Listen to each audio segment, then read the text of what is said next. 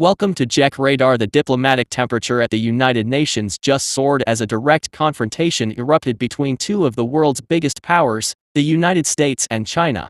At the heart of it all, accusations that Beijing is actively enabling Russia's war machine in Ukraine. This wasn't a polite exchange, it was a public call-out from Washington, immediately met with fierce denial and a counter-accusation from Beijing. This showdown reveals the widening cracks in international relations and the complexities of the Ukraine conflict. Let's break down this high-stakes verbal battle. The scene was set at a UN Security Council meeting on Ukraine. The U.S. delegation wasted no time in pointing fingers directly at Beijing. The accusation was stark. The United States publicly claimed that China is enabling Russia's ongoing war in Ukraine by exporting what are known as dual-use goods.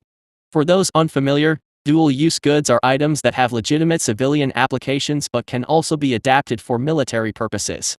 Think about sophisticated microchips, advanced electronics, drone components, or certain chemicals, items crucial for modern warfare.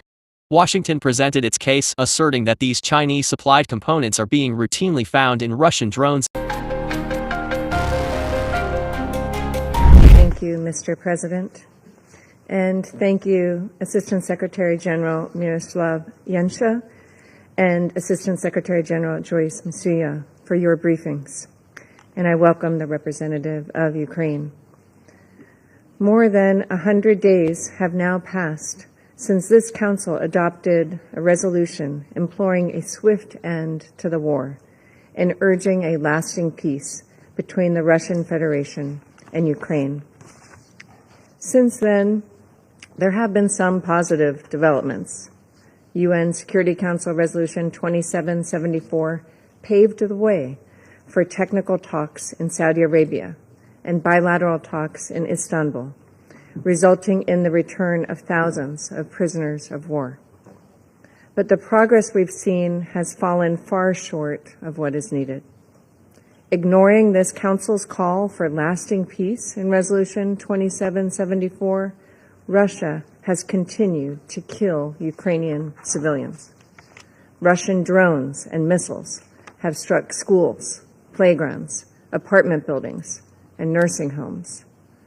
Russia has deployed thousands of DPRK troops to its front lines and sent tens of thousands of Russian soldiers to die on the battlefield just to gain a small amount of ground. Mr. President, colleagues, the war, killing, and destruction must end. As President Trump has repeatedly stated, there is no military solution to this conflict.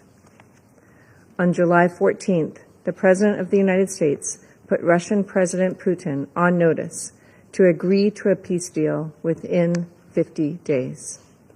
If Russia does not agree within that time frame to stop the attacks, the United States is prepared to take further measures.